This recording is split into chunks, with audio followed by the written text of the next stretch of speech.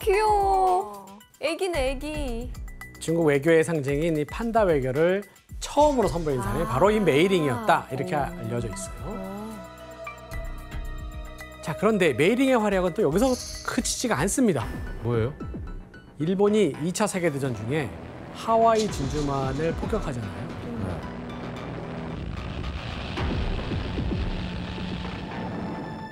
자, 이 상황을 놓치지 않고 메이링은 다시 미국으로 자기가 직접 날아갑니다. 그리고 뉴욕과 로스앤젤레스 등의 도시를 막 방문하면서 일본과의 전쟁에서 중국이 어떤 상황인지를 연설로 이어갑니다. 자, 그러다가 중국인 최초로 미국 의회에서 연설을 하게 돼요. 영어도 잘할 거 아니에요? 영어는 뭐 거의 본토처럼 하겠지.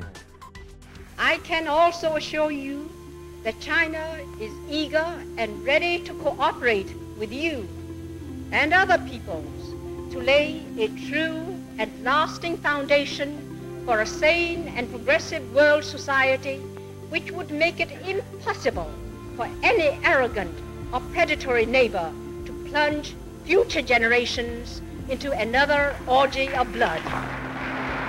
기립박수. 대단하다, 진짜. 메이링이 메인이야. 응? 제일 여기서 뛰어. 메인. 이 연설을 통해서 미국의 루스벨트 대통령은 중일 전쟁에 미국의 지원을 확대하겠다라고 하는 결정을 내리게 됩니다. 와, 메이링이 짱이네. 자, 이렇게 메이링이 맹활약하는 가운데 상황은 점차 중국에 유리하게 돌아가기 시작합니다.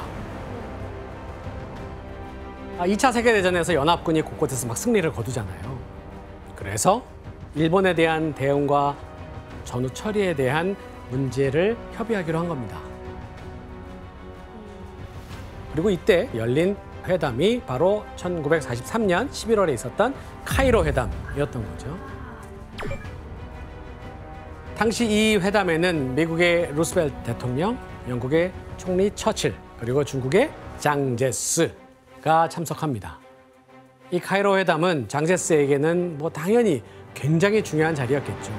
세계 최강국인 미국, 영국의 정상들과 자신을 거의 지금 같은 반열에 올려놓을 수 있었던 기회가 아니었겠습니까? 그런데 여기서 한 가지 문제가 있었는데 보였을까요? 언어. 장제스는 영어를 못했을 것 같아요. 네, 장제스가 영어를 못했다는 거예요. 그래서 장제스를 대신해서 협상을 진행하고 영어를 통역하는 일은 자연스럽게 누구에게 가뇨?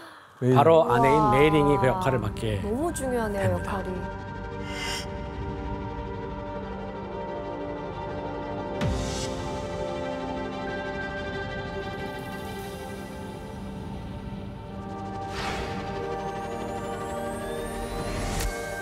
아, 저렇게 옆에 계셨구나. 처칠 수장 옆에 앉아 있는 거예요? 일반적으로 루스벨트 대통령과 처칠 총리, 장제스가 나란히 앉은 사진으로 알려져 있는데 옆에 실제로 누가 있냐면 메이링이 있는 거죠. 근데 이렇게 회담 사진에 메이링이 옆에 앉아있는 사진도 처음 보고 아마 봤었어도 누군지 전혀 눈치를 못 챘을 것 같아요. 맞습니다. 당대 최고의 권력자들이 모인 자리에 동양인 여성인 메이링은 와. 유창한 언변과 자신감, 외교력을 펼치는 모습으로 많은 관심을 받게 됩니다. 저 사진에서 유일한 여성이에요. 네. 당시 세계적으로도 메이링의 인지도가 굉장히 높아졌다고 합니다. 카이로 회담 이후 나온 영국 기사를 보면 이제 메이링을 두고 세계에서 가장 중요한 여성이라고 헤드라인까지 달았을 정도고 게다가 여기 탁월하고 능수능란한 암호랑이로 묘사를 했다고 합니다. 그렇게 표현을 했어? 당시 메이링은 이제 능력 있는 여성의 상징이 된 거죠. 와. 맞습니다. 이처럼 세 자매의 활약에 힘입어서 중국은 무려 8년이나 일본과의 전쟁에서 일단 버텨내는 데 성공하게 되죠. 마침내 1945년 8월 일본이 제2차 세계대전에서 항복을 선언하면서 중일 전쟁이 종식되게 됩니다. 저 세자매가 진짜 대단하다, 이거. 그러니까요. 진짜. 듣고 보니까 계속 대단한 거 같아요. 맞아요. 힘을 합쳐서 일본을 지금 몰아내는 데 성공한 중국은 자, 전쟁이 끝났어요. 어떻게 됐을까요? 이제 분열을 하나요 또? 다시 네 분. 미국의 중재로 국민당의 장제스와 공산당의 마오쩌둥은 충칭 임시국제 평화회담을 열게 됩니다. 이를 쌍십협정이라고 해요. 그리고 이 합의에서 중요하게 언급된 이름이 있었다고 해요. 누구였을까요? 순원. 순원이죠. 맞습니다. 국민당과 공산당은 과거 순원이 제시했던 방식에 따라서 단계적으로 중국의 민주주의 정치를 실현하기로 합니다. 그리고 어떤 일이 있어도 이제 내전은 피하자. 대신 독립, 자유, 부강의 신중국을 건설하자라고 합의를 합니다. 하지만 장제스와 마오쩌둥 두 사람은 이 협정을 맺으면서도 뒤에서는 전면전을 위한 준비에 박차를 가하고 있었습니다. 왜? 공동의 적이 없어졌잖아요.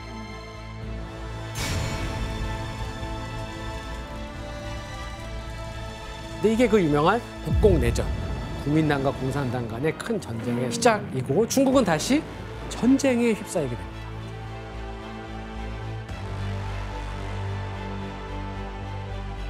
아이고.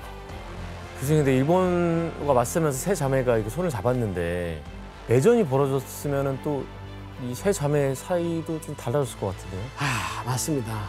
예전처럼 친밀해질 것 같은 관계가 내전이 벌어지면서 큰 변화가 일어나죠. 일단 진영으로 나뉘게 됩니다. 먼저 둘째 칭링의 선택은 누구였을까요? 칭링은 마오쩌둥. 마오쩌둥과 공산당이었겠죠. 왜요? 수원의 정치 강령과 공산당이 그래도 제일 더 맞아 떨어진다라고 판단했기 때문이에요. 자, 그렇다면 셋째, 메이링과 첫째 아이링은 어떤 반응을 보였을까요? 장제스 쪽으로 가야죠. 그렇죠. 자, 메이링은 남편이 장제스, 아이링은 남편이 콩상시. 콩상시는 장제스 정부에 있었던 고위 관료였습니다. 둘은 장제스의 국민당이 이기기만을 바랬던 거죠. 와.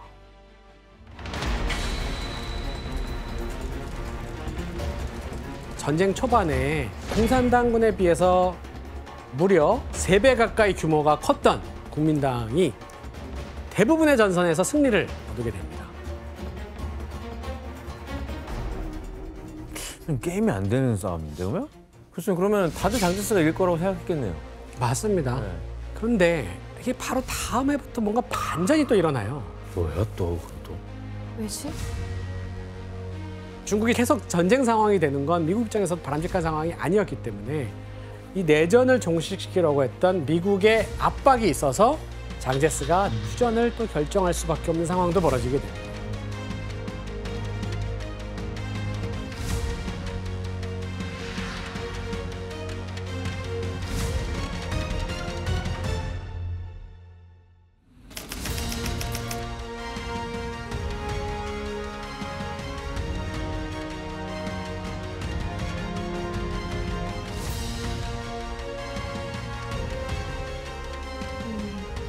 하지만 그 사이에 공산당이 또 다른 외국 세력인 소련의 지원을 받아서 막 병력을 확대해 나갔던 겁니다. 그러면서 이제 완전히 전세가 이제 역전되게 됐죠. 국민당군은 연달아 대규모 전투에서 패배하고 피해를 얻기 시작했던 겁니다. 게다가 무엇보다도 중요한 건 국민당이 국민들의 지지를 잃어가고 있었다는 데 있어요. 또 그 반면에 공산군이 지배한 지역에서는 정반대의 상황이 벌어졌어요. 뭐야? 공산당은 토지 개혁을 하겠다고 하죠. 그러면서 이 농민들에게 아주 큰 지지와 환호를 받게 됩니다. 결국 1949년 4월 23일 공산당군이 난징이라고 하는 것을 점령하면서 마오쩌둥이 이끄는 공산당이 승리했습니다.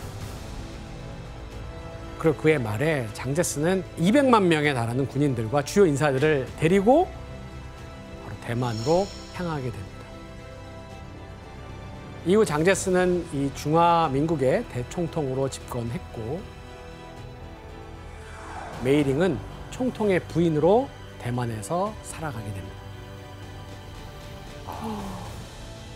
교수님, 그러면 이 공산당 편에 섰던 둘째 칭링은 어떻게 됐어요? 이제 공산당이 집권하게 되잖아요. 자, 마오쩌둥은 마담 순원인 칭링이 새로운 중국, 소위 신중국과 함께 필요했던, 즉 상징성을 굉장히 중요하게 생각을 했습니다. 그래서 칭링에게 중국을 위해서 일해달라라고 한 러브콜을 보내게 돼요. 자, 근데 여기서 칭링은 그 제안을 받아들였을까요? 한번 영상으로 확인해 보도록 하겠습니다. 最高中华人民共和国中央人民政府的权利，代表中华人民共和国一国人民的唯一共和政府。 마오쩌둥이 중화인민공화국의 성립을 딱 선포했던 1949년 10월 1일. 칭링은 마오쩌둥의 뒤에서 천안문을 향해서 함께 걸음을 내딛었고요. 와. 마오쩌둥 정부의 부주석, 자 주석은 마오지만 부주석의 최고 자리에 오른 겁니다. 자, 이로써 칭링은 현대 중국의 역사상 어떻게 보면 가장 높은 지위에 오른 여성이 된 거예요.